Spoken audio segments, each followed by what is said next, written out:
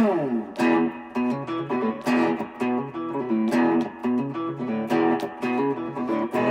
Clark Radio, talking about the sports you do and don't know, both within and surrounding Baltimore. Don't ask him about preseason games, oh no, stuff and things in Griffin Basso. Despite it being on the internet, he can call it what he wants, so Glenn Clark Radio, Glenn Clark Radio, Glenn Clark Radio.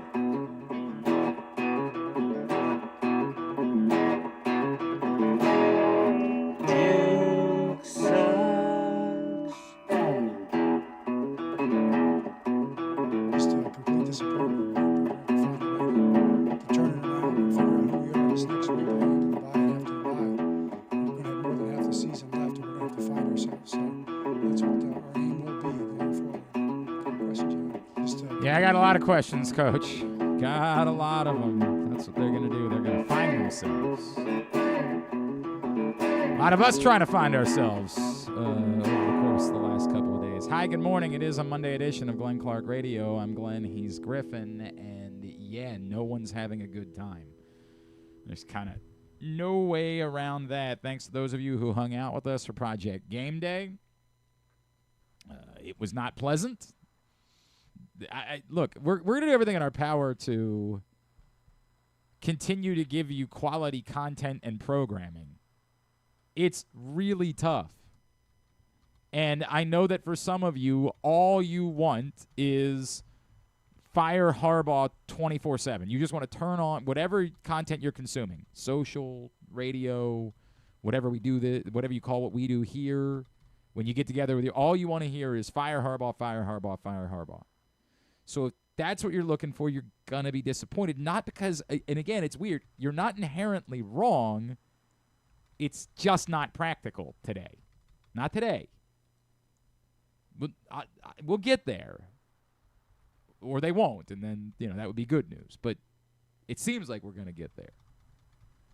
We'll do everything in our power to try to dissect whatever can be dissected. And I will acknowledge that part is difficult. And I knew, what I was up against posting Slaps to the Helmet today. We are going to give somebody a Flock Yeah t-shirt today, and I know that even that, yeah, you make that noise, but there's a lot of people why would I wear that? It's bad. I understand it's bad. At some point, you're going to want one again in the future. I promise. There will be a day again where you're going to say, I'm going to want to wear a purple t-shirt. So we're going to give somebody a t-shirt for participating today. But I get it, because it's difficult to do any actual analysis other than, holy shit, this sucks, man. I understand. It's very difficult to offer anything more insightful than that. But we're going to continue to try. Not only on this show, but Project Game Day. If you missed it, you can check it out, facebook.com/PressBoxSports. Click on the videos tab, youtube.com/PressBoxOnline. Obviously, wait till after this show, or this is the reason why you have the whole 10 o'clock hour on Mondays now. If you missed Project Game Day, you can watch and listen to it there before this show begins. And we'll do it again this coming Sunday. Myself, Rita, KZ, maybe Stecca, maybe Griffin. Probably Tyus, probably. Again, Tyus was the one we were worried about going into the year, because at some point he might get the phone call. And yesterday I was wondering if Griffin got the phone call. I was like, maybe he got a job. Maybe he's playing They're calling me before Tyus. Yeah, maybe he's playing for the Cardinals now. They could use the help. Maybe they said anybody who doesn't fumble before the goal line. But yeah, we're going to keep doing it. It's all brought to you by Game Day Men's Health, 1-800-GAMBLER, HelpMyGamblingProblem.org, the Constant Inn, and Live Casino and Hotel. For the record, I would never fumble at the goal line. Yeah? I would have been hawked down at the 40. Oh, okay. Yeah, There's yeah. that. You wouldn't have had the chance. That's a fair point. I don't have anything more insightful to tell you. I'm writing it all at PressBoxOnline.com today, but it is kind of the same stuff. And I do want the opinions of others. My opinion is it's become untenable with Zach Orr. And, it's a bummer. I hate that. But my opinion is you're going to have to make that move.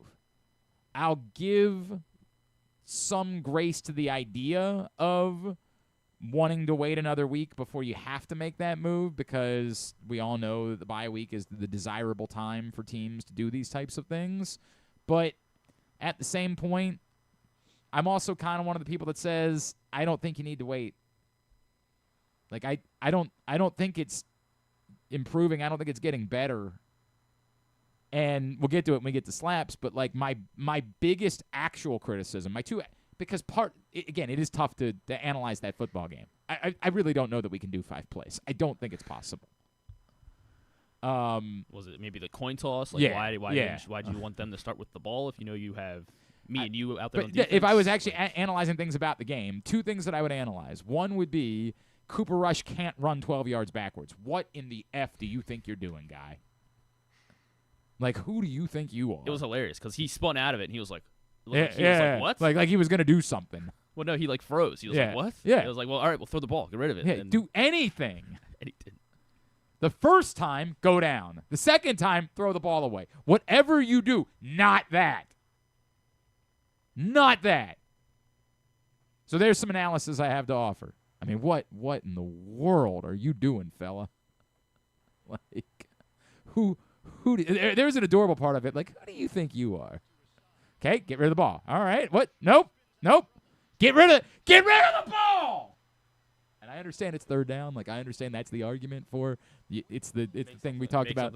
Remember last week he threw the ball away and we gave him hell for that because it was 4th down. So like he's probably thinking like I can't throw the ball. But what you can't do is lose 12 yards. And I get that it was compounded, right? Like if we do 5 plays, this sequence really did ultimately kind of end the game. Was this the same sequence where Stout had the good punt? Yes, the penalty on the punt. It led directly to the penalty on the punt, which would have been the 62-yard punt. And instead, he was punting from the goalpost. Yes, correct. And it turned into a 35-yard punt, and the game was over. Not that they were ever going to win, and that's the difficult part, is that, but when you criticize that, they weren't ever going to win the game. But in that moment, the game was over. The other thing I would criticize would be the decision to kick the field goal on 4th. On the opening What drive. in the ever-loving F are you doing? What game do you think you're playing today? And the hilarity with which in other situations you are willing to go for it, but you don't recognize like that's what it requires in this moment. Like, dude, you are not in a field goal game. What are you doing? But again, what are we doing? Because what difference was it making? Nothing was changing the outcome of this football game. They were getting their asses handed to them. And so the biggest issue that I have, in takeaway-wise, is that the one area, I mean, I guess you could say the offensive line too. You could say the offensive line as well, specifically. These are your offensive linemen, but Ronnie Stanley's a big problem. Like, missing Ronnie Stanley's significant. So like, you're not blaming the tight ends for what happened yesterday. I do understand that Mark Andrews needs to catch that ball. It's just, come on, man. Like, the game was over by that point. It's really hard for me to get too worked up about it. But sure, Mark Andrews has to catch that ball. He can't do the Travis Kelce bit. It was a bad throw, too. I mean, it was in the dirt, and then he was trying to make it into. Yes, it was, but you still, that can't happen, right? But it's not the tight end's fault. It's not the wide receiver's fault. We could talk about how much fault lies on Derrick Henry, but it's definitely way more the offensive line. And you want to have a conversation about, hey, that's 4/5 of your offensive line, and we've known that's a problem, and it's not getting better in those areas. The guard position hasn't gotten any better from week 1 to week 5. Fine. Have that conversation. And we can talk about George Warhop, and we can do that. But the biggest one to me is the edge rush. By far. Those are your guys. That's what you have. And we can say, hey, they didn't have good enough. Fine. We can have that conversation eternally. But this was the group. The job required you being able to get more out of this group. And to me, that's the biggest reason why I've reached the end. And I don't scream about firing people, but this is as close as I'm going to get when it comes to Zach Orr, which is whether it's your fault or not, this is the reality. This is what's in front, and specifically the edge rush, you are getting nothing. Nothing. And it's not bad luck. It's bad play. it's everything. It's bad play calling. It's bad play. It's bad everything. There's nothing happening in that department.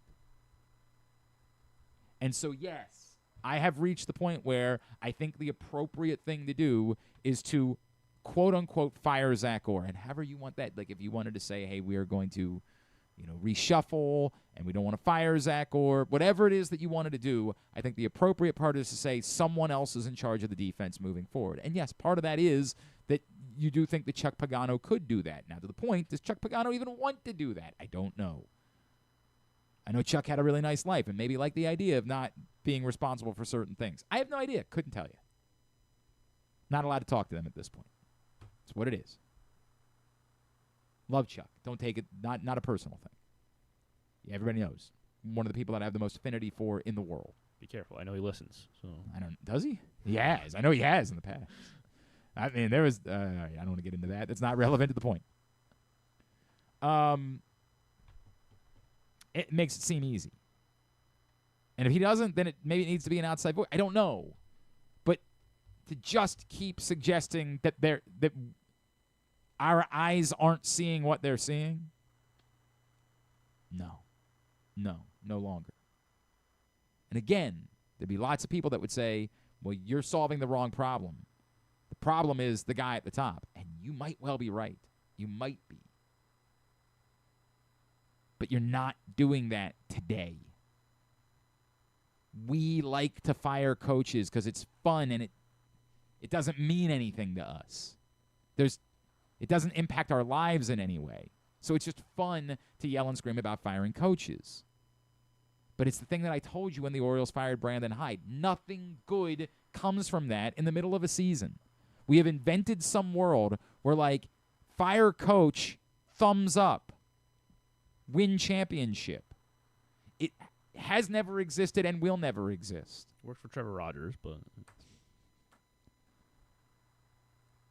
one interim coach has made the playoffs in the last 60 years. One.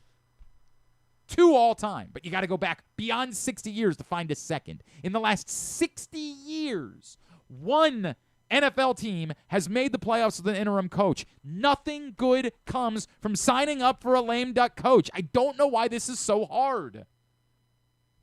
It should be tattooed on our faces. We know in any other circumstance, we talk constantly, well, you can't let a coach go into the final year of his contract, then he's a lame duck coach. But boy, do we love the idea of firing that coach to sign up for a different lame duck coach. Nothing good comes from it. And I understand. The opinion of many is, well, nothing good is coming anyway. I get it. But that is not to be determined after 5 weeks. I know a lot of people are having fun with the fact that the Ravens are still the betting favorites to win the AFC North.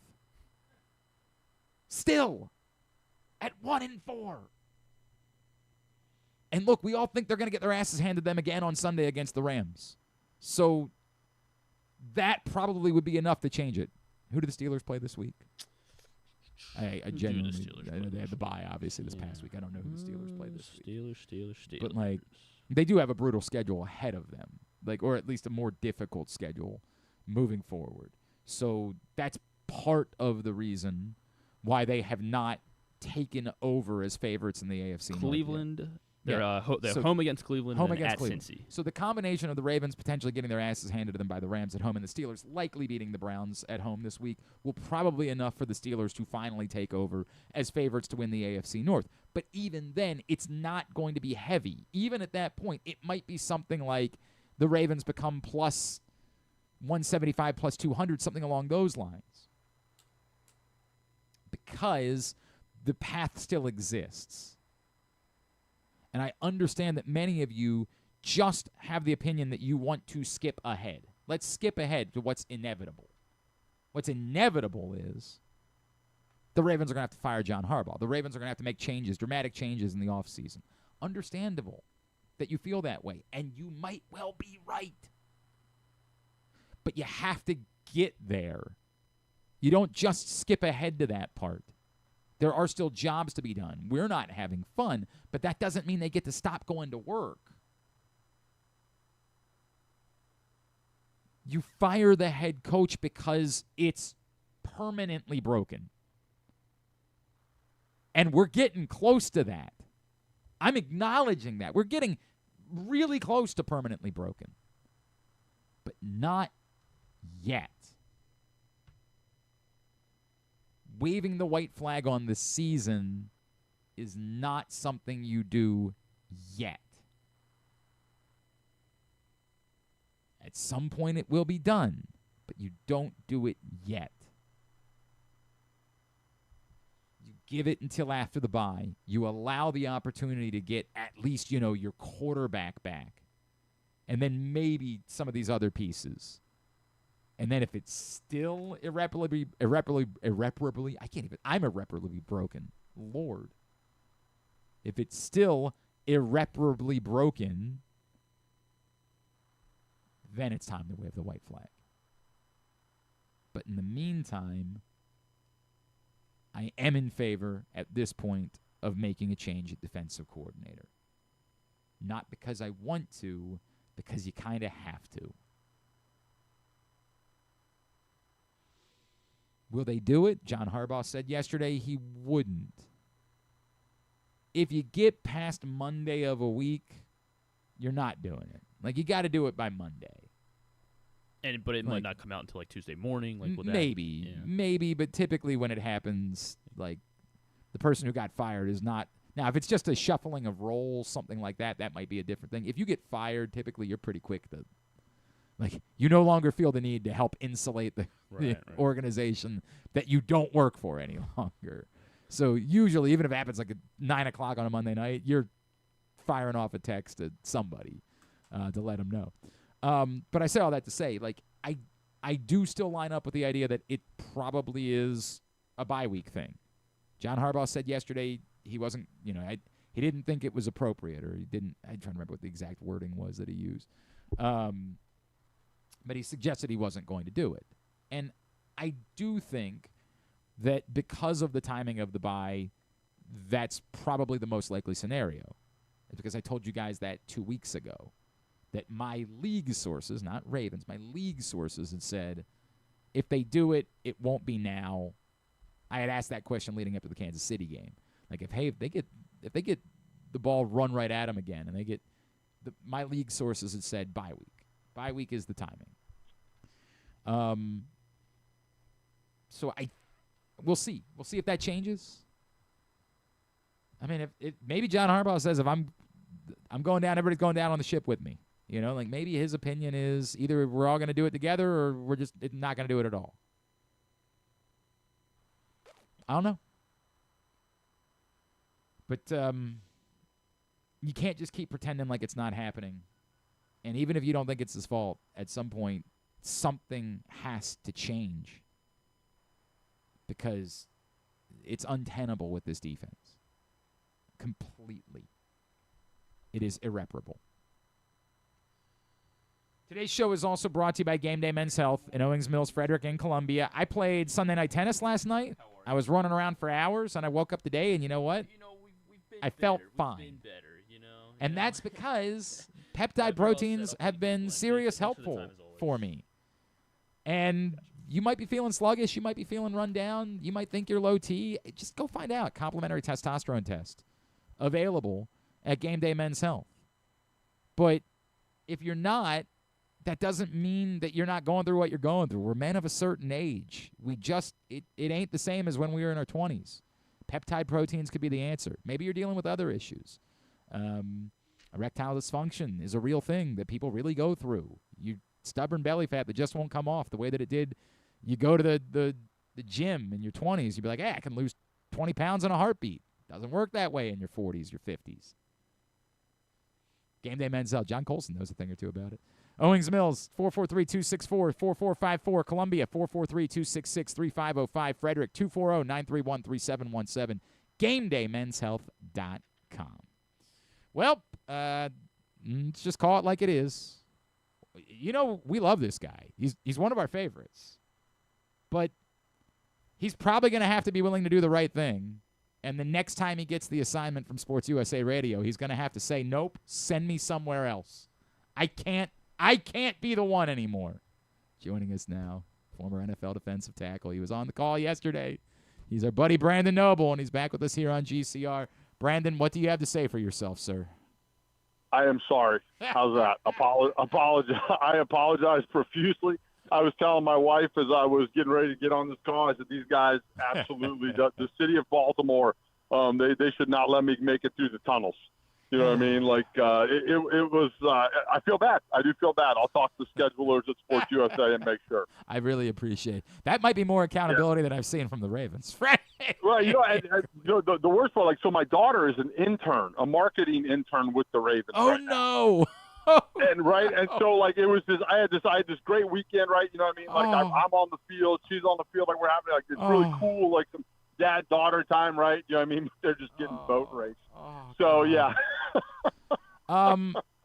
Brandon, I'm trying to be about as upfront as I can about it. I am not a person that ever calls for anyone to get fired ever. Like it's just not my thing. I don't delight in the idea of someone losing their job. It's just not the shtick that I do.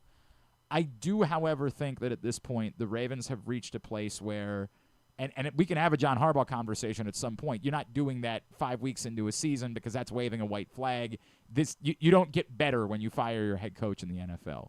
But I do think at this point I can't escape. I know the injuries are overwhelming, but the injuries aren't to the edge rush specifically, and the Ravens aren't getting anything in that department. And for as good as things got at the end of last year, there's been an awful lot of questions, and I kind of don't feel like they have much of a choice.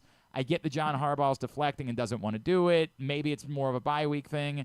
But I just think you've run out of the ability to pretend like this isn't happening, and you're going to have to make a defensive coordinator change in an attempt to salvage anything that you can at this point defensively. Yeah.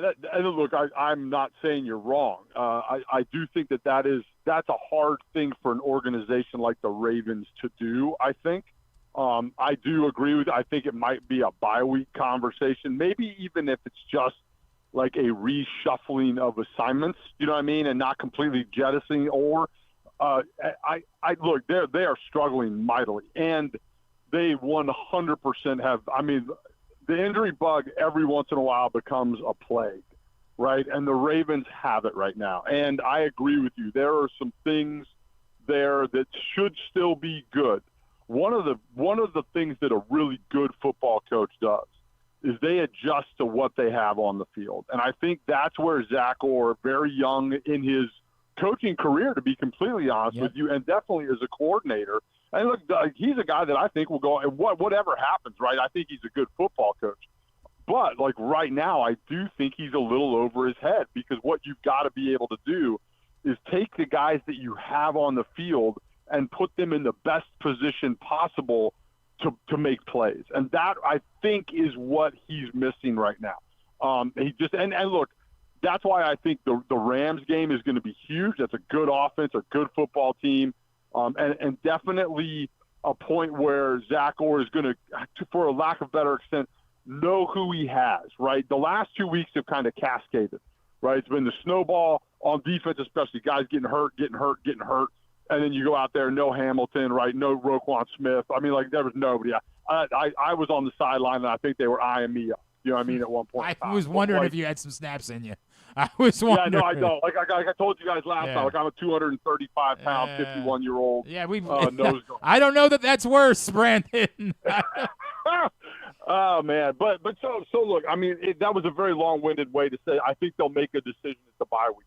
Whether or not he actually gets fired, that to me doesn't feel like a John Harbaugh or even a Ravens organizational style move. But I could see them maybe shuffling. getting, maybe they get, shuffling. Maybe you get Chuck Pagano a little bit more involved, right? You know what I mean? Like they're, maybe there's another way to do it besides getting rid of Zach Orr. No, But something needs to be done, right? So I 100% agree something needs to be done. yeah, and that's where I'm at, and I think you're right. I don't think they would have any desire to fire Zach Orr, but I think that it sort of speaks to the bigger problem, which is where the John Harbaugh part of this comes into play. Like, if this bottoms out, I don't think that there's any defense left for John Harbaugh at that point. For everything that he's done, like, if this bottoms out, and obviously I understand the injuries, so I do think that you have to start making decisions, kind of figuring out how do we prevent this from bottoming out, because I don't know how you just say, well, hey, it was one bad year. Like, I think at some point that John Harbaugh was kind of on the clock coming into this, given the postseason failures. If this becomes rock bottom, I don't think you can move forward that way. Yeah, no, look, so two answers there. The first one being I agree, but I think that if there is a good thing right now, it is just so early in the season, Correct. and you are going to get Correct. You are going to get somebody back. So I do think at the end of the year, right at the end of the year, you go in there, you sit down, and you go, look, how did we recover from that horrible first month? Right, and if there is a recovery, right, if there is a righting of the ship, whatever that looks like, right, just not getting absolutely boat raced like they have the last couple weeks, then you say, okay, right, it was an injury thing, because look, man, there are times the NFL is a war of attrition, and when you lose that many high caliber starters in the first 3 to 4 weeks of the season, there is no way that no one can do anything about that. Mm-hmm. So the other part of this is the expectation part. Look, I'm a Penn Stater. I played at Penn State. They are having a monumental collapse. And the worst thing about it is the expectations that we walked into the season with, very similar to the Ravens. Now, the difference is with Penn State, they're not hurt, right? They've just fallen apart. Right. And I almost said a couple bad words there. They've fallen apart so bad, right? And it's embarrassing, right? It really is embarrassing. When I look at the Ravens, I go, this is a Super Bowl or bust mentality team. It's all they have left, right? And the expectations were there. They've got all the pieces to do it. And then the injury bug hits. And like I said, this is not just a little one, right? This is a black plague kind of scale. So those two things, you have to take the whole thing into account. But at the end of the year, though, to your point, if they get a couple guys back and they don't go 500 or around there, then maybe it has run its course. Brandon Noble is with us here on GCR after he was in Baltimore yesterday. Brandon, you allude to that because it is what I remind people to think, like, you just got to fire your coach now. There's a reason why the Ravens are still today the betting favorite to win the AFC North, which is insane, but like that's the reality.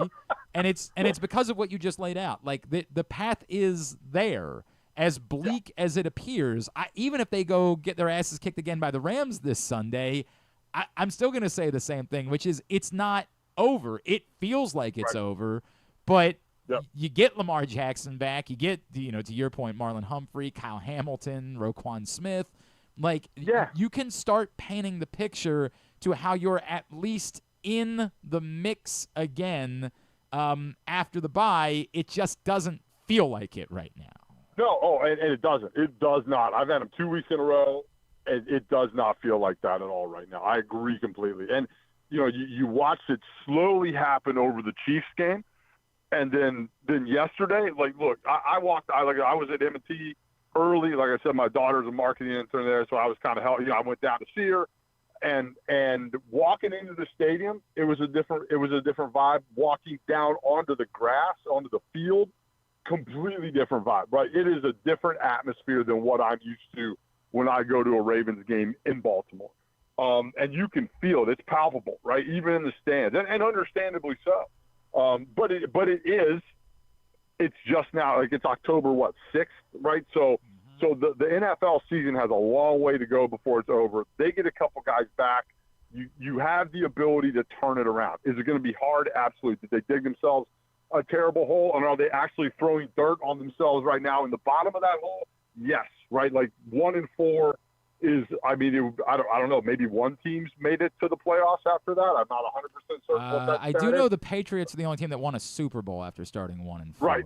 Yeah. Yep. And so I mean, look. So you're saying there's a chance, right? You know what I mean? Like but it is there. So it's just I think a lot of it goes back to the expectations, right? And then just getting the injured. Like if all of those starters, if all those guys that you just mentioned were playing football and they were 1-4. Fire them all, man. Right. You know what I mean? Like 100%. But because of the uniqueness of this situation, and every NFL team at some point over the course of their organizational history goes through this a couple times. And unfortunately for the Ravens, it happened in a year when it was Super Bowl or bust. Whew, yeah, that's the reality. Brandon, I feel like some people are looking at the body language of the players, and everybody's an expert now on that type of thing, and saying that's why it's not going to happen is because these guys appear to have quit. And I don't like that word. I don't use it because I think that's an allegation. There's just certain things that I don't say until they're definitive. Like Deontay Johnson quit on his team last year. We know that. They asked him to go into a game. He said, I won't go in. That's quitting. Like that. I'll say that. Deontay Johnson quit on the team. I won't say it about guys that are hanging their heads, because what I come back to is my old radio partner, Drew, he always talked about the stench of losing, and like it permeates, man. And it really does become chicken and the egg for me. A lot of people make it your body language is the reason why you're losing, and I almost feel like it's the exact opposite, which is no one is having a good time when you're losing and you're getting your ass kicked, and what you're seeing is a reflection of that. It's very pragmatic. This is what's going on, so this is what I look like because of it. Yeah, I mean, and this is a group of guys that's used to winning, right? This is a group of guys that's used to going to AFC championship games, that used to making deep pushes into the playoffs, that used to winning most of their football games. Not even like a smattering of, right? Like this is a good football team for a long time, and this is hard, right? It is hard, and to go out there and do what you have to do, and even no matter what, right? Like, look, I was on a couple really bad football teams in the NFL, and you still went out and played football in a manner when you thought you were going to win. You always believed that, but in the back of your mind, you're also like, it's going to be tough today, right? And human nature does take over. They're frustrated. I mean, you could see it. Like when Mark Andrews popped that ball up for the interception, right? You know what I mean? Like, he went, and look, like the shame was like he did such a great job of keeping it from hitting the ground when they replayed it, right? You know what I mean? Like he saved it for him, right? And it was a remarkable effort. And he was the guy talking about how we need to help Cooper rush out, and he did a few times, right? But like when you watch him walk off the sideline, like he to me is the consummate pro. Like he really is. Like that guy, he's a Baltimore Raven through and through. But like you could just see it, right? It just came out right through the helmet. Came over, just super upset, and you want them to be upset. If they weren't upset, you'd be that's where there's an issue. But I don't think they've quit. I think they're frustrated. I think they know where they are and how tough it's going to be over the next few weeks. And so, again, I don't believe that is something that happens in great organizations, and I believe that the Ravens are a great organization in the NFL. Brandon, I guess my last one would be the one area where things can change is you can bring in outside personnel, and there is still a trade deadline, and you could try to upgrade. But the argument at this point would be if you fall to 1-5, why in the world would you be investing future assets in that team, right? Like, is it still possible? Like, is it worth it for the Ravens to be thinking about those things? Or at some point do you have to say, from a practical standpoint, it's just not happening. We should be holding on to every draft pick that we have. Yeah, I don't think you go down that road yet. I really don't. Because it's injuries. Again, I just keep going back to that because it's injuries. If it were poor play, if you didn't have the people, if you didn't have the roster, 100% make those moves if you see them and they're available and they make sense. But again, you're going to get a lot of these guys back over the course of the season, or you hope to. I know there's a couple guys that have been IR'd, but IR in the NFL doesn't mean anything anyways anymore. So like I don't think you do that. I really don't. I think you get Lamar back, right? Hopefully you get Ricard back, you get Stanley back, right? You get Roquan Smith back, Humphreys, Hamilton, right? I mean just hear those names, right? It's a Pro Bowl roster. Like it's literally a Pro Bowl roster sat on the sideline yesterday for the Ravens.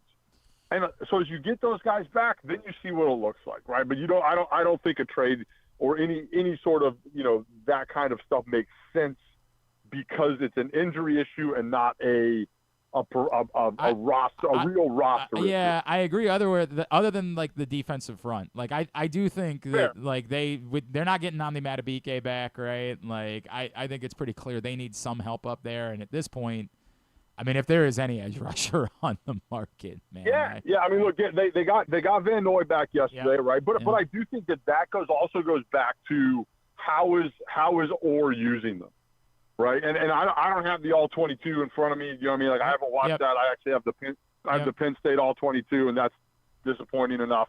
I think that maybe there's a way to use those guys better so that they're more effective.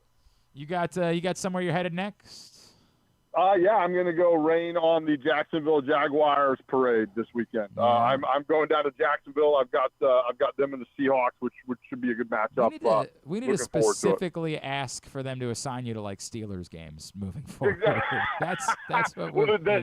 So a Steelers game came up on the calendar, so it may happen. All right, that would be beneficial for us. Brandon Noble, you are a great guy, and I feel bad that we tend to have these conversations in all of the wrong circumstances. But we always appreciate you taking the time for us, man. Thanks so much for doing this. Let's talk soon. All right. Always fun, guys. Absolutely. Thanks, buddy. Brandon Noble, of course, former NFL defensive lineman, Sports USA Radio, with us here on GCR. Today's show also brought to you by County Sports Zone. CountySports.zone is where you find everything you need to know about high school sports here in the state of Maryland. It's starting to get late early in high school football season. Get caught up right now. CountySports.zone, proudly sponsored by your local Toyota dealer and buyatoyota.com. We'll see if Qadry Ismail can help us make sense of it when we come back in. It's Glenn Clark Radio. Feeling sluggish, unfocused, or not like yourself? It could be low testosterone. At Game Day Men's Health, we specialize in testosterone replacement therapy to help men boost energy, improve mood, and regain confidence. Our treatments, including testosterone cypionate, are safe, natural, and tailored to fit your lifestyle with weekly injections or pellet therapy. Get started today with a free testosterone test and feel the difference. GameDayMen'sHealth.com. Game Day Men's Health, where men reclaim their game. For fans of the Costas Inn, and who isn't, I have some great news. Now there's a second location to go along with 4100 North Point Boulevard. This one is at the Timonium OTB. This is Stan the Fan, and I have been a fan of the Costas Inn and Triantopoulos family for going on 30 years. They're open for lunch and dinner, same great Costas feel, same great menu and quality food you've been enjoying for well over 50 years. The exact address on your GPS is 2200 York Road, and their phone number at the new location is 667-406-1975. If you're new to the Costas experience, get ready for a real treat. All wrapped up in a new spacious dining room in Timonium at the OTB. If you want steamed crabs, you have them, and the full menu at 4100 North Point Boulevard. The number for reservations there at Costas, 410-477-1975.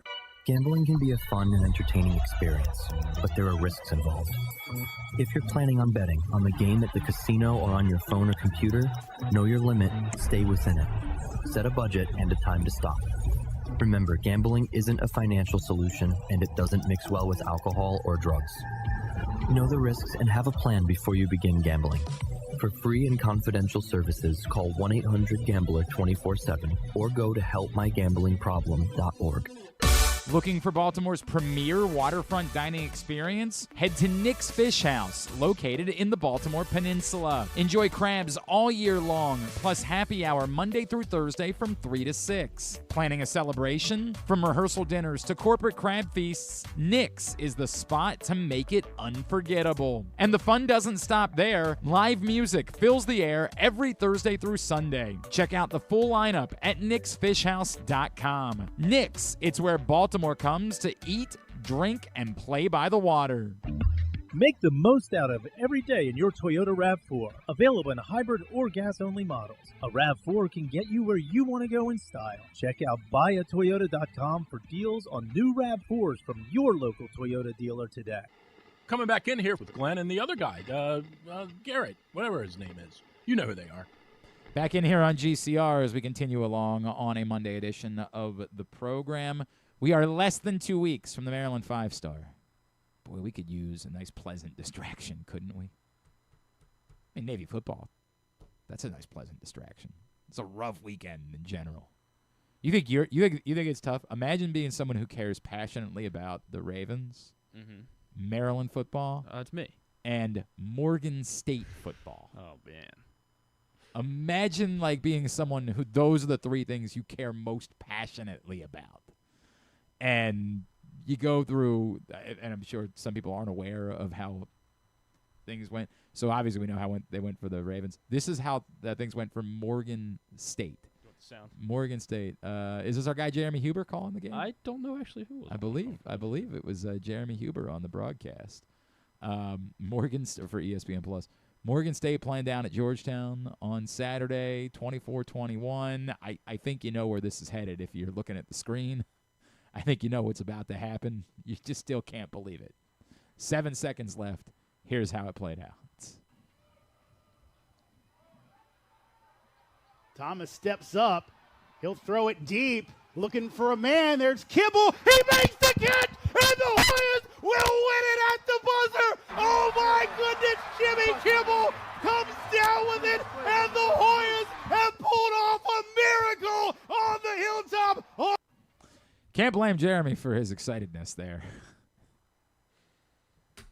Imagine those are the things. Those are the things you care most passionately about in your life. The Ravens or Towson football too. Maryland, I guess it wasn't heartbreaking. Not the same way. Yes, they lost. I'm aware. It was not good. Untenable. Not good. Yeah, I get it. But imagine those are the things that you care most passionately about, and that's what you have to show for it this weekend. Imagine that's where you're at. Woo! So yeah, allow the Maryland 5-star to be. Go through football again this weekend, and then maybe like detox from football for a weekend. Just don't deal with it. Maryland5star.us to get your tickets. It all starts 1 week from Thursday at Fair Hill in Cecil County. If you've never been, it's an amazing event. It's not just a world-class sporting event, Triple Crown of Equestrian. It's also just a celebration of fall here in the state of Maryland. Corgi Cup, ponies, food and wine festival, delicious food, great shopping. Maryland 5-star with a number 5, Maryland5star.us in order to get your tickets. Jonathan says, gotta love football. Do you have to love football right now? Who do you root for, Jonathan? Maybe he's just tuning in. Right. He just saw a great play at the FCS level and said, hey, wow. How can you not be romantic about football? A lot of us not loving football at the moment. It is not kind to us here. That's where we're at. Let's see how Qadry Ismail's feeling about it. We had to do this a little bit earlier on because of his schedule, but an opportunity to catch up with our buddy Qadry Ismail here on GCR. Yeah, we're not having a whole lot of fun, are we, on a Monday edition of GCR? In fact, it's so bad that, like, I think this guy actually had more fun hanging out and working with me a couple weeks ago. Joining us once again on GCR, Super Bowl 35 champion, WJZ 13 analyst, our buddy Qadry Ismail. Qadry, good morning, friend. How are you? I am doing well globally. Yeah. I am in a weird space mentally when it comes to the job of analyzing this Ravens ball club. It's almost like, how do you even talk about it, right? Like, what do you even say? It's unmitigated. I mean, it's a complete and total disaster. Qadry, is it, hey, we're overreacting to how bad it is, and we need to be fair that they're going to get guys back in the coming weeks, and that's when we can more fairly judge the team? Or is it more global than that? Is there a greater problem that it just appears the wheels have fallen off and there's no reason to think that anything is going to change that? I think when you see this Ravens ball club on paper, we have given so much praise to their talents, but this is the NFL, and every team has on paper a level of talent. It is what you do with said level of talent that gets you to a victory, and even then you're not guaranteed a victory. I think what we've seen is this team play at times above their capabilities, and then at times be outcoached. And it is that dichotomy that I am wrestling with, because there are times where you can just see how, wow, you just did an amazing job, but yet, boy, that scheme wasn't the greatest scheme. However, you overcame it. And you see that time and time again, both on the offensive side of the ball, defensive side of the ball.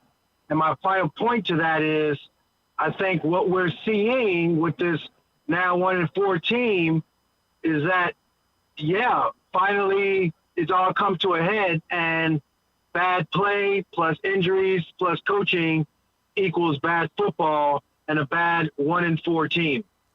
Can it be fixed in season, or is it just kind of too late at this point?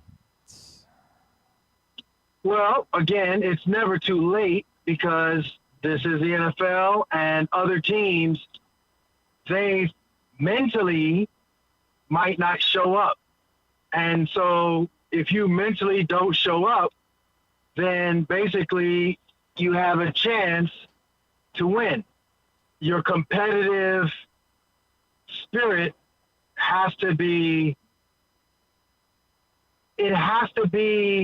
at its best to win. Now, with that said, getting guys back, quote unquote, healthy, seeing if your star players within the locker room can motivate other players, supporting role players, not sitting there gossiping and thinking that they need to jump ship. Coaching needs to be very strategic, and there lies where the AFC North, your schedule is before you. You can technically win, and you can technically be in a position where you would make the playoffs. Do I think you're going to advance in the playoffs? No. Right. But there is a possibility of at least making the playoffs. Can that be done with Zach Orr as defensive coordinator, Qadry?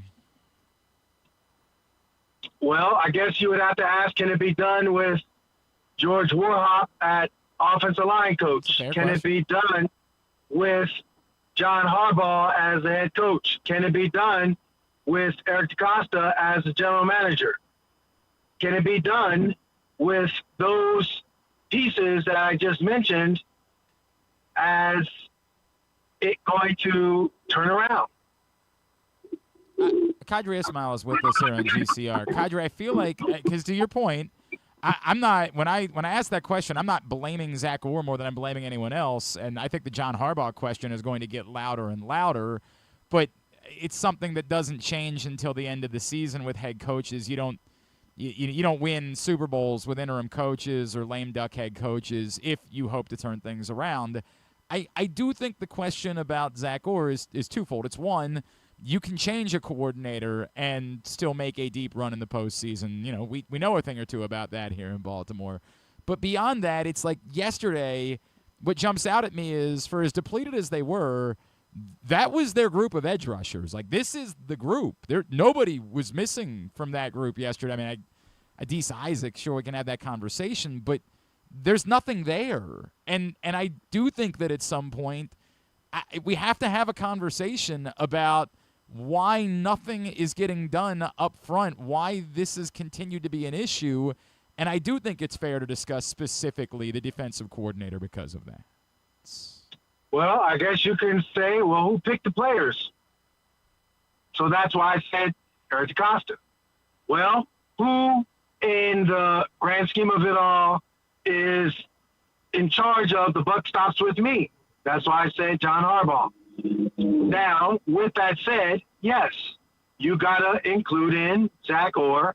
Yes, you got to look at the personnel as far as the coaches, and also why I also said from an offensive line standpoint, because this is a team, you said, turning it around. Yeah, no doubt. Well, you've got some talent across the board, tight end group, receiving group, running back group, but that offensive line, well, Eric DeCosta, well, John Harbaugh, well, Warhawk, all those guys, okay, you got to look at them too.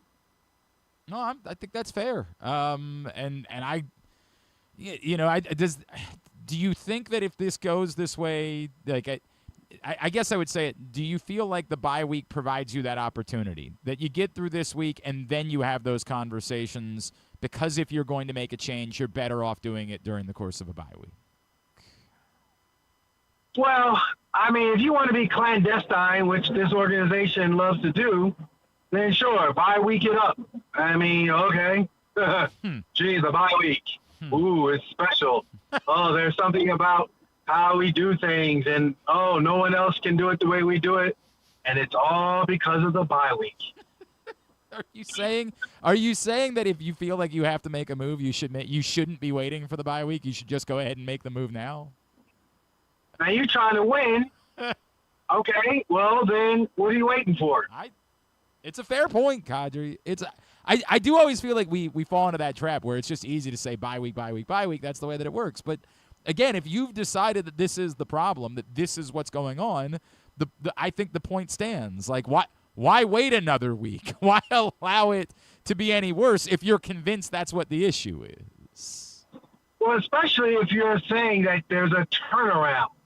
Like if there's a turnaround, or are you resetting? Mm-hmm. What are you doing? Like, what is it, that you came into this season with this idea that you are going to win?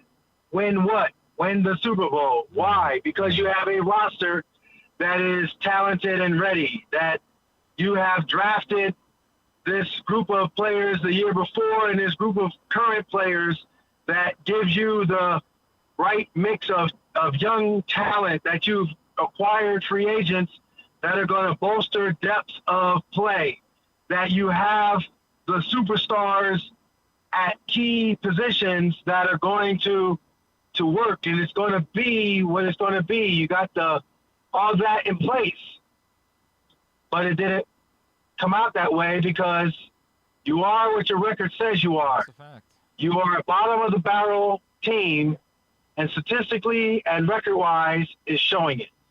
Qadry, I feel like you alluded to something earlier, and I just want to make sure I didn't hear it incorrectly. I think a lot of people have questioned the player leadership of this group, like the guys on the field who are taking ownership of it and not allowing it to happen. Is it fair to say that the Ravens have a problem in that department?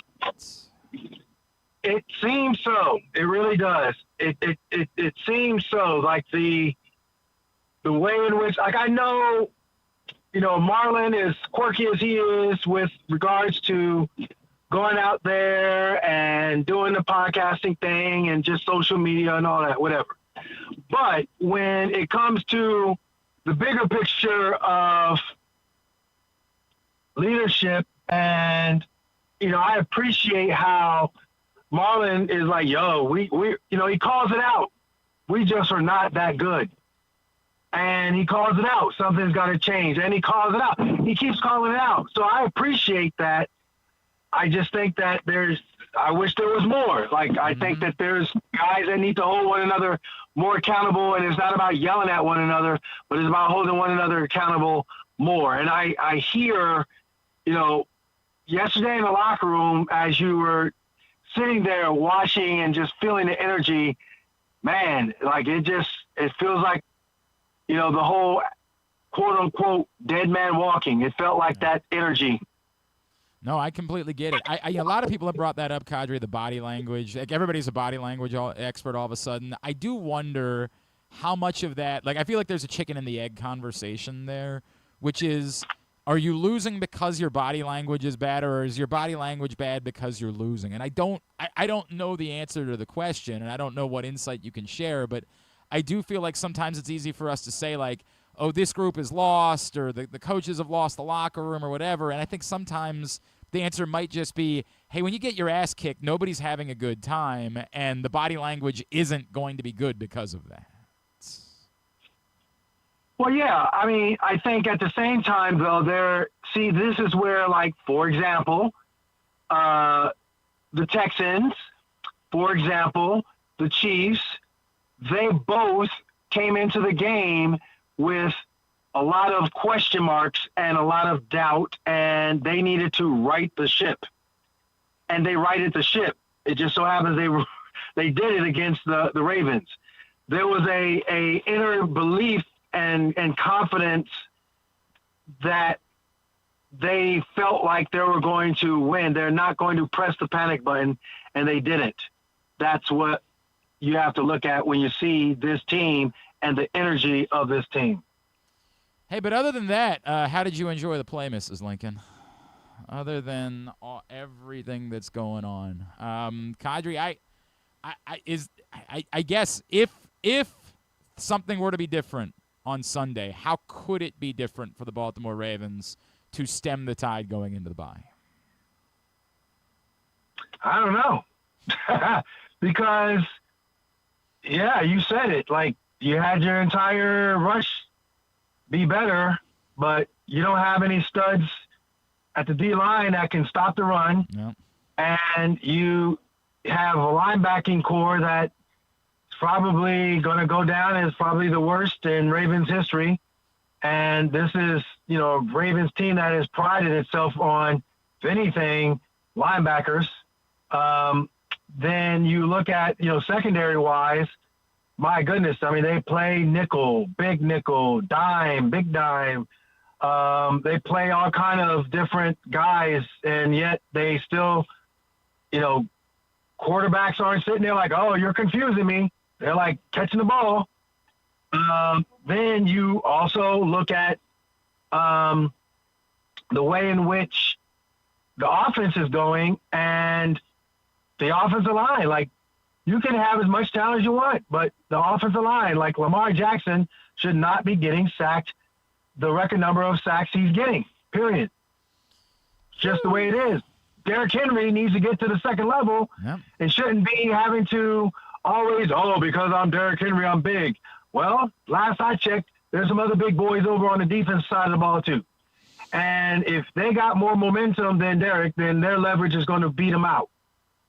You can talk Tom Monken and get all, bitchy at it all you want, and Keaton Mitchell all you want, but if he can scheme it up, and Keaton can scheme it up, and Derrick can power speed it up, but if you can't get through the offensive line, this league is too talented to sit there and let you dictate to them with your offensive line being the way it is. How much of this could be solved by a little missile training? Man, goodness. Yeah. Woo. Don't get me started. Remind I'm in the mood. I'm telling you. I'm in the mood. Remind everybody what it is that you're doing. Movement, and better movement. The art of being durable. The art of proper movement helps perform and command a better performance. Missiletraining.com. You can go there for all your human movement and sports performance needs. At I am Qadry Ismail is how you follow him. I appreciate you, brother. I will be in touch with you. Hopefully you can help my son a little bit as he's working that way. And let's talk. The only way I'm going to help your son is when you yourself personally commit to helping your son. I cannot help your son via you having eloquent words to hype up my ego. I can only help your son when your son is physically in here, and when you invest in your time to invest in him, and you invest in your talents to invest in him, and that is your treasure when you invest in him, because when you look back on it, he's going to be 16, and his 16-year-old self is going to look at his 10-year-old self and say, dang, I missed out. That was my chance. All right. We're doing it. I'm talking to you today. Love you, buddy. I will be in touch. All right. All right. Love you too. Qadry Ismail with us here on GCR. So he's right. I understand. He uses the word clandestine, and this connotation that comes with that. And look, man, I get it. The Ravens do want to do things very secretive, that's the way they want to operate as an organization. Has that been good for them for the most part? I think. But I don't know. his point is well taken. If you believe that the answer is we can't make it work with Zach Orr as the defensive coordinator, then why are you waiting? Why are you waiting? Why wait another week? It's easy for all of us to say, yeah, you should do this at the bye week, or it's better to do it at the bye week. Now you got more time.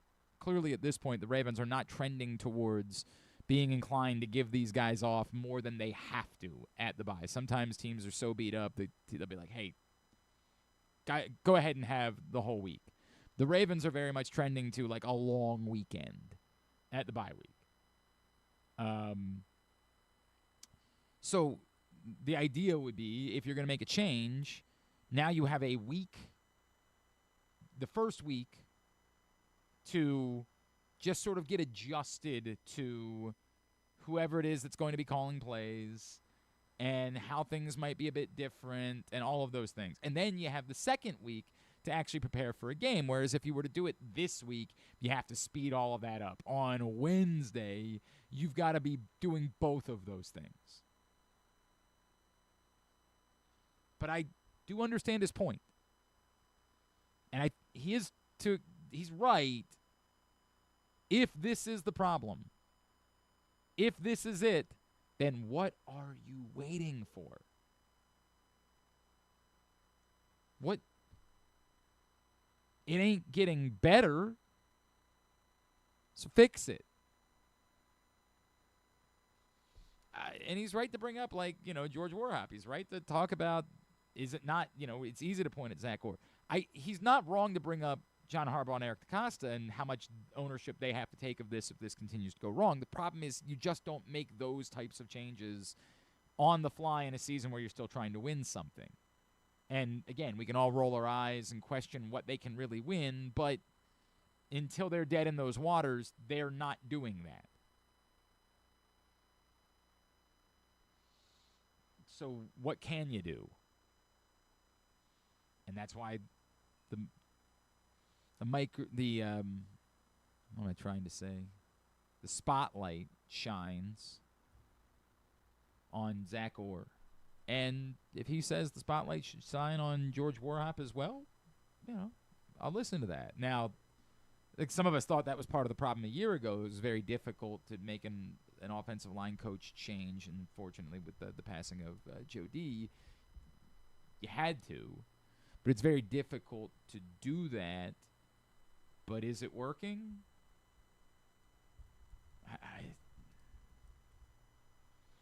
Who's been better since George Warhop has been the offensive line coach? They'd probably tell you, because they think that we're too critical of Daniel Faalele, that they would say Daniel Faalele has been better because of him. But none of us think that way. Is it Chuck Smith? Should he be under more, Yeah, he's the pass rush specialist. He's the guy that we've raved about. Why isn't the pass rush better? And I think that's where the play calling probably wins out over the individual position group. Yeah, but sure, have the conversation, talk about it. I get it. Let's do the picks recap. Let's do slaps to the helmet. Hooray! More of this. Boy, it was a bang up week for. I went 4-5, and you know what? All in all, pretty good week. Pretty good week. Picks Recap is brought to you by Live Casino and Hotel. Of course, our lines come from FanDuel, and the FanDuel Sportsbook is just steps away from sports and social. At Live Casino and Hotel, the best place to watch every big game, all of the fights, is inside sports and social at Live Casino and Hotel. Yeah, look at that. You're climbing up the board, too. Yeah, by default. By default.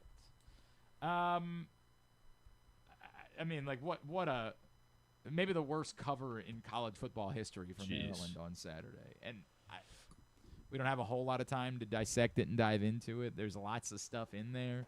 How you build up a 20-0 lead and then end up coughing it all up. And frankly, your defense looks brilliant and then can't do anything. Can't do anything.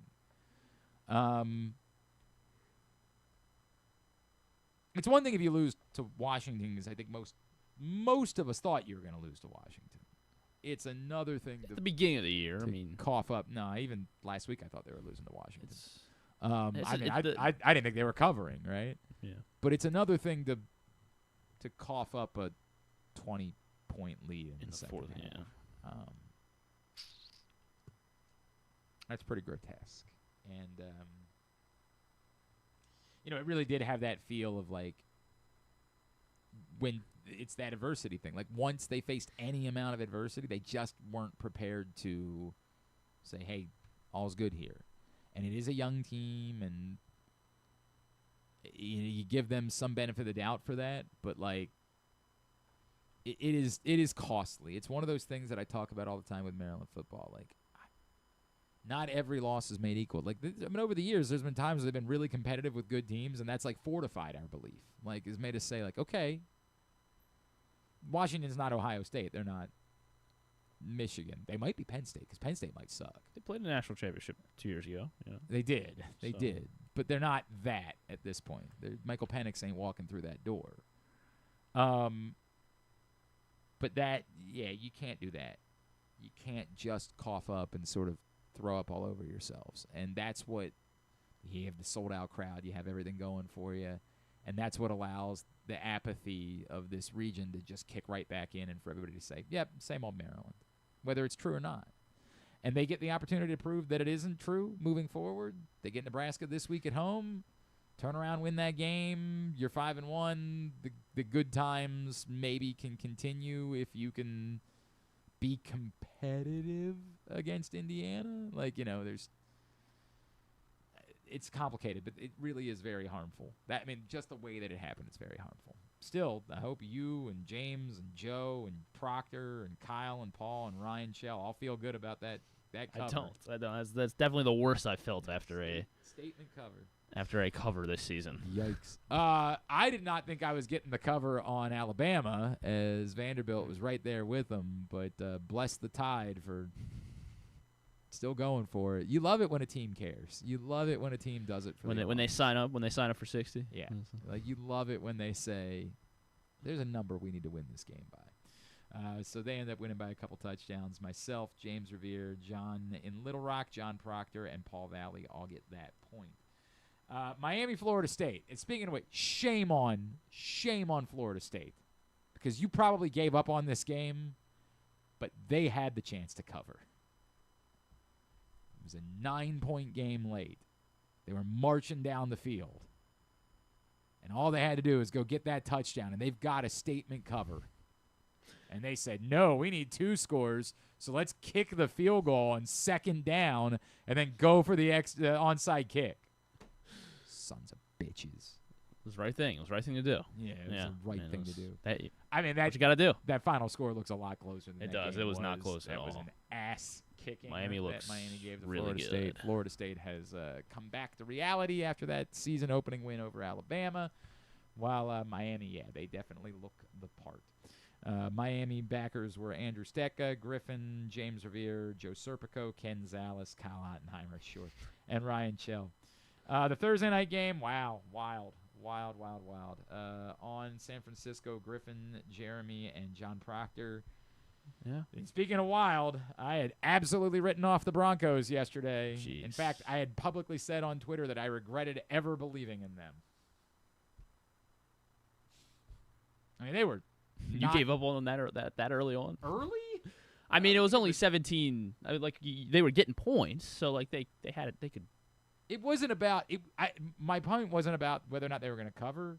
It was about why you believed in them. How invested I had been in the Broncos before the season. Okay. Like before the season, well, everyone was. Yeah. Was drafting Bo Nix and Cortland Sutton and Evan Ingram, and I was heavy on the Broncos, and they were looking. And you were right. Fraudulent. I think I went 0-4 in fantasy this week. It was a disaster. I had a horrible week fantasy. Glad I put Woody Marks in all my starting lineups. Scored 60 points in one league. Glad I bought into that. Not good. Glad I did that. Anyway, at least I didn't. At least the $25 bid I put in for him in the one league didn't work because Steve Johnson put in a $40 bid for him. So 40% of your fab, and you got 2 points. Well, maybe next week he'll score 3. Yeah, never know. Yeah, the Broncos down 17-0. They or 70-3, I guess it was. 70-3. Yeah. They raced back 18 unanswered points in the fourth quarter, and still when the Eagles got the ball back at the end, I was like, You can argue they should have figured out a way to win it. Hit Devontae Smith in the hands on the Hail Mary, and it was there. And then A.J. Brown was like, "No, I got to break this up." Anyway, the Broncos went outright, handing the Eagles their first loss, and those of us that were Broncos backers had it all along, knew it. Myself, Jeremy Kahn, and Ken Zales. I'll get that point. Everybody has been drinking the Mike McDonald Kool-Aid. Anybody notice that the Seahawks defense didn't look so hot yesterday against the Buccaneers? They did not look so hot yesterday. Buccaneers going to Seattle, win outright, game-winning field goal in the closing seconds in a wild game, 38-35. Buccaneers backers, myself, Griffin, James Revere, Kyle Ottenheimer, and Ryan Chell. I was feeling so good. The Chargers were up 10-0, and the Commanders were punting from the back of their own end zone. And I don't know if you saw it, but it was returned for a touchdown. Oh, yes. Ladd McConkey returned it for a touchdown. Only so they went for up there to be 17 roughing the kicker call. And then the next two plays were like 30-yard plays for the Commanders, including the one to Luke McCaffrey that I think you've seen everywhere. And, yep, in a heartbeat, that was all she wrote. Went from and Bill's a thing now too. So yeah. Bill. So now I'll play him next week, and he won't do definitely anything. Scored a lot. But yeah, the Commanders end up not only winning but winning going away. What it ended up being 27-10. 27-10. Yeah, gosh, about blowout in the end. Griffin, Jeremy Kahn, John in Little Rock, and Ryan Chell were the Washington backers. I thought I was gonna regret it, man. Like it felt so reverse locky. The Bills being 7.5-point favorites. I'm like, I'm going to regret this. There's just no way that this number should be this high. Because there was no way the number should be that high. How about Stephon Diggs finding a bit of a renaissance in New England? Someone said, just tell him it's a revenge game every night. 100%. My God, man. And then add to it, the big controversy today, of course, is that the University of North Carolina football account was not tweeting about Drake May last night. Oh. Because there have been some reports that Bill Belichick has said, you will not tweet about the Patriots. Now, today, after those reports came out, all of a sudden, the North Carolina account sent out a Drake May tweet. All of a sudden. Nothing last night. Drake May having this huge game, knocking off the previously undefeated Bills. Nothing. But today, after some reports come out that perhaps Bill Belichick ordered the code red, all of a sudden, what are you guys talking about? We're going to tweet a ton. Yeah, there you go. There's Drake May. But nothing last night as the game was That was going an on. incredible throw. Now, here's the other question. How many during the day yesterday they tweeted about Javonte Williams, more Javonte Williams. So they're all in on Javonte Williams. That was the only. They did share their loss to Clemson. That was not good. Okay, well, was Javonte the only one that? And then today, after these reports come out, and now apparently there were other North Carolina. Yeah, so they did a little pro heels. They can't hide behind. Late last night. They can't hide behind. Well, we never tweet about pro player. That's just not what we do on the day of the game. We'll do it the next day. Very odd how that goes. But what wasn't odd was New England, who looked great, and they go in and they beat Buffalo outright. So myself, Andrew Stetka, Joe Serpico, John in Little Rock, and KZ, all New England backers. Insanely, too many of us from Baltimore back. What in the hell were we thinking? I mean, I thought Derrick Henry. I thought Derrick Henry might have like 7 carries halfway through the third quarter. He only had 6, so that was. I think where it all went wrong. It's really you were not there for Project Game Day yesterday. The crazy part was like KZ got on and was like losing his mind about the game plan. I'm like, KZ, you think the game plan was the issue today? And he said, everybody knew they were just going to give it to Derrick Henry all the time. So of course they should have been doing these other things. And I don't know why. At first I was like, yeah, that might. So he was arguing. They gave it to Henry too much? No. Apparently, because all he was thinking about was that one drive where they gave it to him in all 3 downs. Right. And they didn't get They were definitely going to do it 4 downs, too, before... 100 for the penalty that forced them to play. Yeah. And I went back and I started looking through the plays. I'm like, Casey, they never gave the ball to Derrick. He didn't get the ball at all. Like, what are you talking Their first about? drive out of halftime, they got the ball out of half, and not a single play they thought, oh, let's give it. Yeah, to... again, they were already down. Yeah, but by 21-3 or something like that. Like they kind of were in a place where they were either going to throw their. Look, man, it was such an unmitigated. I think disaster. you want to keep your defense off the field anyway. We were split on that one. For some reason, myself, Griffin, Jeremy, Paul Valley, as well as John Proctor and KZ were on Baltimore. Well, so there's a reason. week, I thought they were going to win. Yeah. I thought for the week, the high water mark was 5-4. Big winners, 5-4. Griffin, James Revere, and Ryan Chell all went 5-4. Man, he climbed. Yeah, myself, Joe Serpico, John and Little Rock, and Kyle were all 4-5. 3-6 weeks for Andrew Stecca, Jeremy Kahn, KZ, and John Proctor. And, oh boy, it's getting worse. KZ gains a game after going 3-6. And gets better separation. Paul Valley, 2-7 for the week. Paul Valley now 17-34 for the season. Oh, my gosh. Paul, what's happening? 333 win percentage. Not that most of us are doing well at all. Paul was like, am I supposed to do what the Orioles did this past year? Right. He is definitely following that. Griffin and James Revere are tied atop the table at 27 and 24. That's right. You can follow. You can take anything we say to the bank. 2 games in front of Andrew Stecca, so they're the only two that are above 500. That's it. They're the only two that are 500 or better. Andrew Stecca, 25 and 26, 2 games back. Jeremy Kahn, myself, and Joe Serpico, 3 games back. John Little Rock, Ryan Chell, 4 games back. Kyle, 5. John Proctor, 6. KZ, 7. And Paul Valley, 10. And now 3 games separate him from next to the vice bottom of the table is where we're at in our picks contest. How about we hand out some slaps?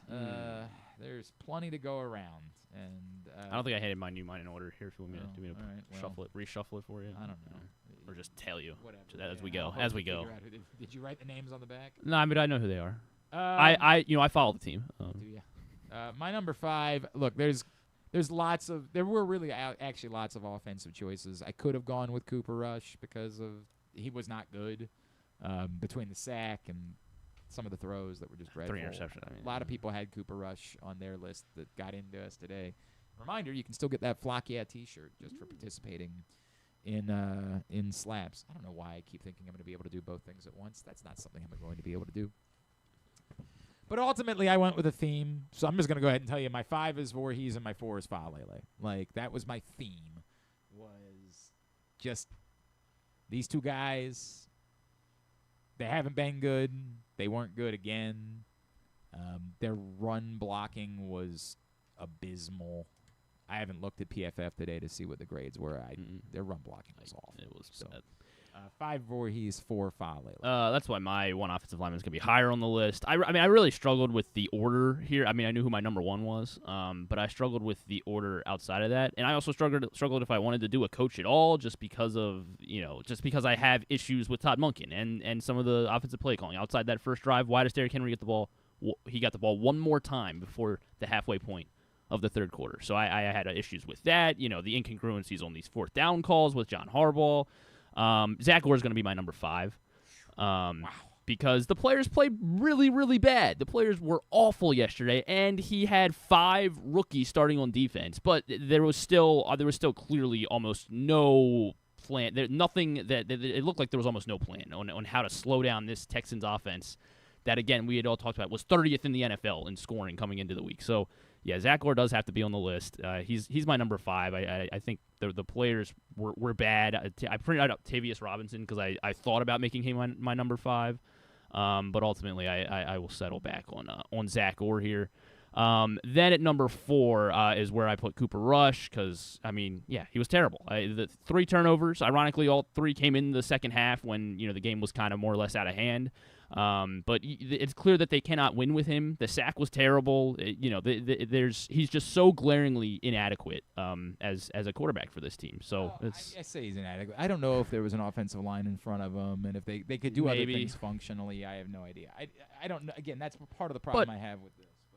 There's a way. I know there's a way to win with Cooper Rush, and they were able to move the ball. They chewed up 5-6 minutes on that opening drive, and you got the running backs involved, and you made easy makeable throws for Cooper Rush, and they immediately got away from that. And as soon as he had to try to play quarterback, we saw what Cooper Rush is. That's not what he's doing.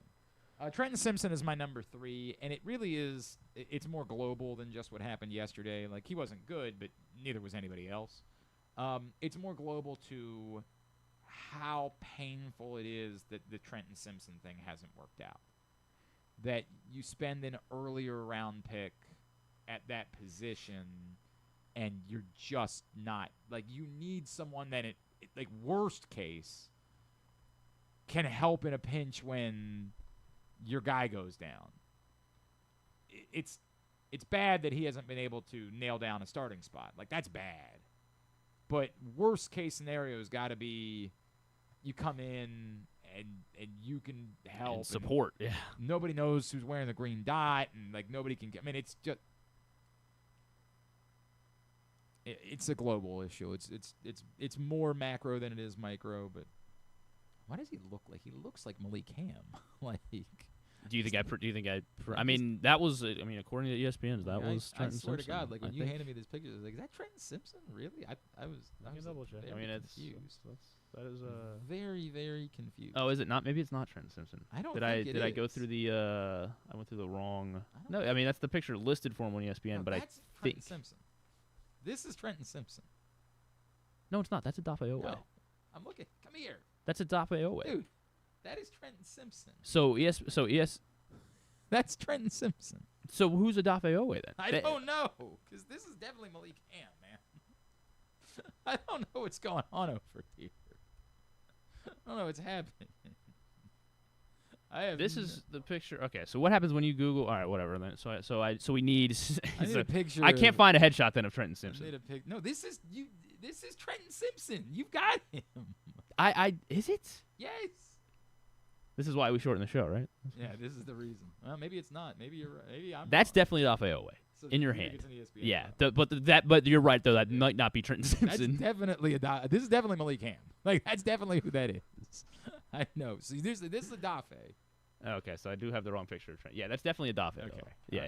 So All right, so Trenton Simpson. Okay. Although I cannot find I'm struggling with finding a headshot of. All right. Trenton Simpson. We'll get to. I'll figure it out. I think. Go ahead. What are we at? Number 3. Number 3. This is a TJ Tampa. This is what this effort is matching what happened yesterday. TJ Tampa is my number 3. This is Obviously, TJ Tampa? yes, it is. Yes, it is. That is definitely the CJ Tampa. CJ Stroud obviously looked pretty good. I mean, like, it was what it was probably his best game since his rookie year. And it helped because I think they were picking on number 27 quite a bit. I see a lot of Brandon Stevens in TJ Tampa, unfortunately. He just is not all that great in coverage, and when he is sticky in coverage, he's not getting his head around it all. They were definitely picking on him. Nico Collins is really good too, so sure. But it's it's just the instincts thing, and CJ Stroud threw 4 touchdowns, and they were picking on the secondary, and I think early on they were targeting 27. So TJ Tampa did not have a good game, and the reason he finished third or fourth on the team in tackles is because they were targeting him so much. So TJ Tampa. Odafe is my number 2.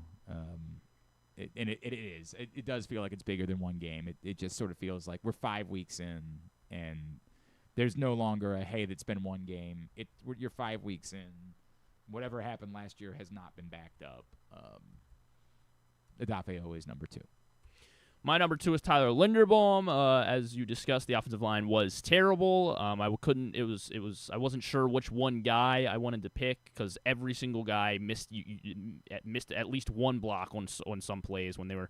But so I go with Tyler Linderbaum because he's the veteran on the. I guess Joe Noteboom's a veteran too, but he's the leader of this offensive line, and he's the center. He's the middle guy. He's the guy that you want to be running behind. You want to send Derrick Henry behind because you trust him the most on this offensive line. And they averaged 2.2 yards per carry in the game. I mean, or 2.3, sorry. Derrick Henry averaged 2.2. The team as a whole averaged 2.3 yards per carry. And you're just making mistakes. They have very little wiggle room here. And I know there ended up being a flag on this play, so it didn't even matter. But he steps on Cooper Rush's foot, and he falls over. And that play is completely dead. And they get bailed out because there was a penalty. They didn't take advantage of a single mistake the Texans made yesterday. which was another thing. But Tyler Linderbaum, I mean, just because of how bad the offensive line was as a whole, he is where it all starts, and he made a lot of mistakes. So Tyler Linderbaum is number one. Is my number two. Like that, I can't. I just don't feel like piling on anymore. It's what it is. Nothing is working. Obviously, the injuries are definitely a part of the story, but there's no getting around it. Zach Orr's number one. Dafe is my number one. I mean, he's not contributing to this team at all. He only played 26 snaps, and I know they had the eye injury thing, but I don't get how that injury just doesn't make sense to me. And I hope he gets well soon, because that, just for himself as a person. But he had zero pressures. He didn't contribute to this game at all. He was one-on-one. They were blocking him one-on-one all game, and I didn't see him win a single rep against that. I believe Laramie Tunsil was traded to Washington. It looked like he was still out there and just completely locking up Dafe Owe. Owe, just again, when we're talking about these expectations, a first-round guy. This is what year is this now for him? 4? Is this year 4 or 5? It's too many for him to not be contributing whatsoever to this team. They needed somebody to step up. That's why I toiled with Tavius Robinson being on my list. He would have been my third defensive guy just because of how much lack of contribution. But Dafe Owe contributed even less Is this his 5th year? 21. Yeah, so 5th year. Dafe Owe is my number one. 2 slaps for him. We'll get him up at GlennClarkRadio.com at some point. We'll find out what Trenton Simpson looks like. We'll get around to that too. We'll get them up at GlennClarkRadio.com a little bit later on. Continue to get me yours. Again, somebody is getting a Flock Yeah t-shirt just for participating in Slaps to the Helmet. We will come back in. We'll get a tidbit and tubular. We will wrap things up for a Monday edition of Glenn Clark Radio. For fans of the Costas Inn, and who isn't, I have some great news. Now there's a second location to go along with 4100 North Point Boulevard. This one is at the Timonium OTB. This is Stan the Fan, and I have been a fan of the Costas Inn and Triantopoulos family for going on 30 years. They're open for lunch and dinner, same great Costas feel, same great menu and quality food you've been enjoying for well over 50 years. The exact address on your GPS is 2200 York Road, and their phone number at the new location is 667-406-1975. If you're new to the Costas experience, get ready for a real treat. All wrapped up in a new spacious dining room in Timonium at the OTB. If you want steamed crabs, you have them, and the full menu at 4100 North Point Boulevard. The number for reservations there at Costas, 410-477-1975. Gambling can be a fun and entertaining experience, but there are risks involved. If you're planning on betting on the game at the casino or on your phone or computer, know your limit, stay within it. Set a budget and a time to stop. Remember, gambling isn't a financial solution, and it doesn't mix well with alcohol or drugs. Know the risks and have a plan before you begin gambling. For free and confidential services, call 1-800-GAMBLER 24/7 or go to helpmygamblingproblem.org. The latest edition of Press Box is available now. On the cover, Bo Smolko profiles Ravens running back Derrick Henry and how the football legend has proven to be a unicorn at the position with the success that he's found after the age of 30. Also inside, Brandon Schwartzberg looks at Kobe Mayo's push to find rhythm at the big league level. And we mark the start of the college football season by meeting players from all 4 FBS and FCS programs throughout the state. Press Box is available for free at over 500 locations throughout the region, including 60 Royal Farm stores. Or you can read the entire issue online at PressBoxOnline.com, where you can also find great betting advice and the best daily coverage of the Orioles, Ravens, and Terps. Feeling sluggish, unfocused, or not like yourself? It could be low testosterone. At Game Day Men's Health, we specialize in testosterone replacement therapy to help men boost energy, improve mood, and regain confidence. Our treatments, including testosterone cypionate, are safe, natural, and tailored to fit your lifestyle with weekly injections or pellet therapy. Get started today with a free testosterone test and feel the difference. GameDayMen'sHealth.com. Game Day Men's Health, where men reclaim their game. Contrary to what some people believe, I actually like this guy when he sleeps. Glenn Clark, talking sports. All right, back in here on GCR as we wind down for a Monday edition of the program. Dave, I do not care about the Jair Alexander thing. I barely was paying attention to it, where I guess Jalen Knoll was trying to celebrate and Jair Alexander tried to take the football away from him. I don't care about any of it. I don't care about whether or not Jalen Knoll was doing the Ray Lewis thing. I don't care about that stuff ever. I don't care about it when you're winning. I don't care about it when you're losing. I care about one thing. Are you winning? Are you losing? The Ravens are losing. That's all that I care about. I just don't care about all of this other crap, man. John Little Rock, in my opinion, there has to be a great deal of criticism on Eric DeCosta for not scouting and drafting legit pass rushers and building a roster for the coaches. Firing Zach is not going to change the play. I don't know if that's true or not. I don't know. I don't know, because there's too much of guys that it's puzzling the way that they're being used for me to say that. I have no problem saying, hey, they haven't been given enough in the edge rush department. I think that's fair. I definitely was far too bullish about Mike Green. But it's also kind of what the job requires at this point. Again, you're not firing your general manager for funsies 6 weeks into the season. The job, this had to require you making it work with this group of guys. And if you can't, you need to find out if someone else can. And then if that doesn't work, then you need to address both things moving forward.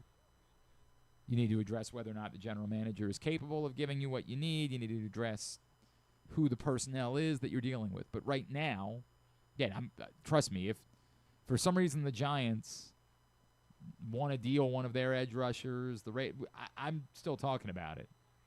But the job required this. You had to be able to make it work with this group of guys. And they're not. And so that's where I'm at. Let's get a tidbit. Tidbit is brought to you today by the Stan the Fan Variety Hour. Stan, Ross, and Luke will be talking baseball with you. The only thing that feels good right now is that the Yankees are getting pantsed. That's neat, but everything else sucks. It was a miserable weekend for the Mighty Merc. Miserable weekend. There's a lot of bad in my life. But Stan, Ross, and Luke will be talking baseball with you coming up a little bit later on today. Facebook.com/PressBoxSports. YouTube.com/PressBoxOnline. If you miss it live. As always, Stan's shows are brought to you by the Costas Inn and the all-new Costas Inn, now open at the Grandstand in Timonium. At 23 years old, Drake May became the second youngest quarterback in NFL history to win on the road against the reigning MVP. I have no idea. Come on, man. That's not actually a question. A 22-year-old quarterback for the Miami Dolphins in 1984. Dethroned Joe could be Theismann. anybody. Dethroned Joe Theismann. Could be anybody. Was that Chad Pennington? Not Chad Penn. Not 1984. I know it feels like he might have been there in 1984. Yeah, saying it was the Marino. Yes, Dan Marino beat Washington's Joe Theismann in 1984. Just 22 years old. It was originally Thiesman. Thiesman? Yeah. Is it? Oh, well, you guys were calling him Thiesman? No, that was his name. He changed it to so Theismann. it would rhyme. Rhyme with Heisman. Okay, did he change it after, like in college? He changed it. Okay. Got it. Well, that is interesting. Tarek Skubal to the MLB playoffs. Tarek Skubal gave up a home run. Toronto, by the way, what is his? Yesavage. Yesavage. Sarunas Yesavage. Trey Savage, I think. Jeez. Skubal was, he was okay. I think he gave up two. Yeah, he gave up 2 hits, or not 2 hits, 2 home runs, and those were the 2 runs he gave up, both to Jorge Polanco, first player with a multi-home run game off of Tarek Skubal since the 2021 regular season. August 2021 was the last time a player hit 2 home runs off of Tarek Skubal, and that was, of course, Paul Goldschmidt in August of 2021.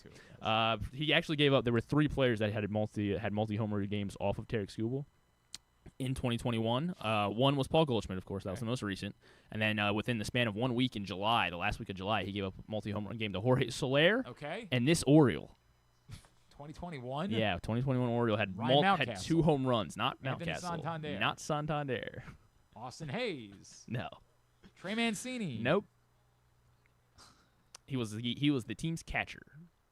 In 2021. Yeah. Oh, God. Now I'm trying to suss out which. Was that Severino? It was. Pedro Severino was one of 4 players with a multi-home run game off of Tarek Skubal. You got it.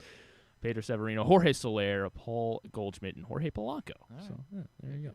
And then this is a tough one. So Kirby, or actually, hold on. So Stephon Diggs, the last 2 times that he had over 125 yards receiving, was so obviously last night against his first game against Buffalo since joining New England, and then in November of 2022 was the first time he faced the Vikings while he was with Buffalo.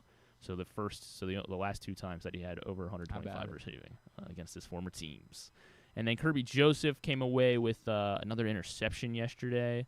He is there we go. 6th player since 2000. Actually, by my calculations, he's the 8th player here, but 8th player to reach 20 interceptions in his first 4 seasons since 2000.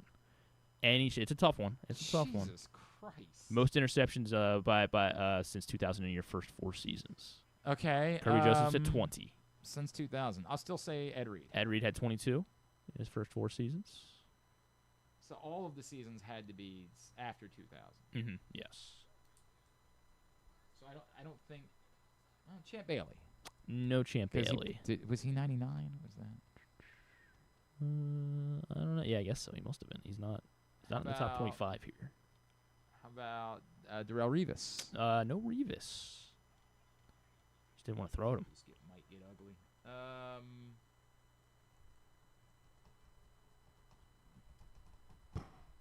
about? Because Woodson would have been 99, right? Yeah, so not Charles Woodson. doesn't. Not Charles Woodson. How about? Oh my God. How about? Holy crap! I'm not. Rondé Barber. Not Rondé Barber. We got About two more safeties. 2 more safeties. Dawkins. Not Dawkins. Yeah, it is a tough one. Palomalu. Not Palomalu. An active player had 21 in his first 4 seasons. Active corner. 21 in his first 4. Active corner. Probably one of the big reasons you believed in this team coming into the year. Big reasons I believe. Surtain. Yes, Patrick Surtain had 21 in his first 4 seasons. And then another safety at 22. He was with the Bears. Oh wait a minute. Now maybe my stats are off. Maybe my stats are off a little bit. So maybe this guy actually technically doesn't. Tony Parrish had 22, but he came in 98. I was gonna say. Yeah, so I don't know why he popped up on my list here. All right. Everyone else though should clear. This might be horse ass. No. The other ones are clear. He just technically didn't count. All right. So how many more do we need to get still? The top 4 here, 3 corners and a safety. How about Richard Sherman? Richard Sherman is on the list. He had 24 INTs in his first 4 seasons. How about we got a former Maryland cornerback. Last played in 2023 with the Patriots. Last played. J.C. Jones? Close. J.C. Jackson, I mean. Yeah, Sorry, I made Jack Jones and J.C. Jackson the same person. J.C. Jackson had 25 in his first. I do remember he got off to a hot start. First 4 seasons. Another former Raven on this. He didn't do it with the Ravens, but his first 4 seasons then became a Raven in the later end of his career. Not Fuller. Became a Raven. Did it in his first 4 seasons. And when he came to the Ravens, he was still playing at a high level, and then he quickly kind of fell off. Marcus Peters had 22 interceptions in his first 4 seasons. And then number 1 on this list since 2000, most INTs in his first 4 seasons. Honey Badger.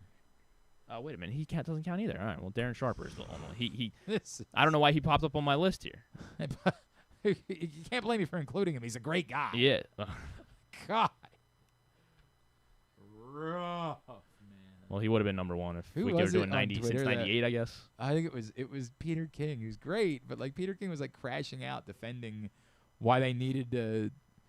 We're not allowed to think about those things when we vote for the Hall of Fame, and everybody's like, dude, you don't have to. Like, you could just say nothing. You could just not turn it into like a personal crusade to get Darren Sharper into the Hall of Fame. You could just say, hey, not worth it for me. But he was fighting people. It was wild. Tubular is brought to you by the print issue of Press Box. Final days for this one, and then it's gone, Daddy Gone, to make way for a cover that will have a college sports theme. We'll tell you about a little bit later on this week. Tonight, of course, Monday Night Football. Week 5 wraps up Chiefs and Jaguars in Jacksonville, 8:15 on ESPN and ABC. There is a Manning cast tonight on ESPN, too. Playoffs, the first game isn't until 6:08. That sucks. Can't get a little afternoon baseball today? TBS, Dodgers-Phillies game 2. Blake Snell and Jesus Luzardo at 6:08. And then Cubs-Brewers game 2 at 9:08. That's an 8 o'clock kickoff in Milwaukee. That's stupid. Why wouldn't they just 8 o'clock kickoff? do an afternoon do 8 game? p.m. Plus, you're up MLB against baseball games. anyway. Like, why wouldn't you do an effing afternoon game today? You mean football? You were saying. Oh, did I say you're up against baseball? Yeah, you're up against football tonight anyway. Well, that's what NFL is thinking. We're up against baseball tonight. Yeah, That's tough. That's a tough one for us. Cubs Makes me pull Brewers out the 9:08. Chiefs. Shota Imanaga and Aaron Ashby, the pitching matchup there. Everything else, GlennClarkRadio.com. Anything non-sports wise? No. Okay, there no, you go. It wasn't. There we go. Taylor Swift and Kerry Russell will be on Fallon. Ah, yes, plugging the baseball playoffs. Really? Yeah. Oh, Very, cool. very I guess excited. was Taylor Swift a Phillies fan? I Very don't know. excited. Is that, or is she like? She had to pretend to be a Royals fan. Right, I know. That's what I was don't wondering. know how that Because works. she's from Philly, right? Yeah. No, she's not from Philly. She's, Well, she's from like Central Delco or Pennsylvania. something. Yeah. Oh, is it Delco? I thought it was more like.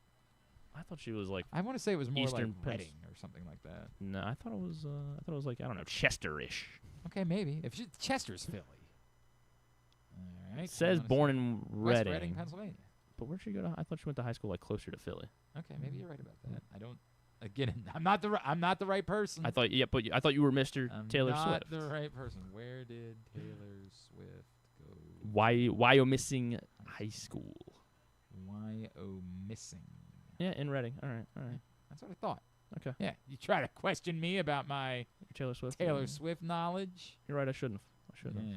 Apparently, hang on a second. So Wait then, a what's your second. favorite song off the new album? Then? She went to other high schools too. Oh. Where's Hendersonville High School? Is that in Nashville? I think she might have moved to Nashville by that point. Oh, Hendersonville is in Tennessee. All right. All right, very good. Thanks today to Qadry Ismail. Thanks also. So I'm trying to figure out who her baseball team is. That's I don't know. It doesn't help us. Thanks also to Brandon Noble. We'll get all that up in the greatest hits section of the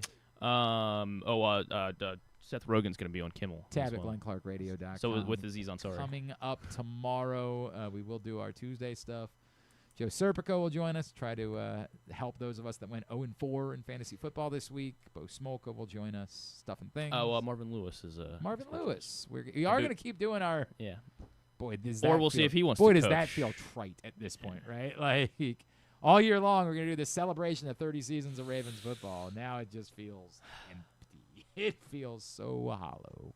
But we'll keep doing it because. You want us to talk more about the other stuff?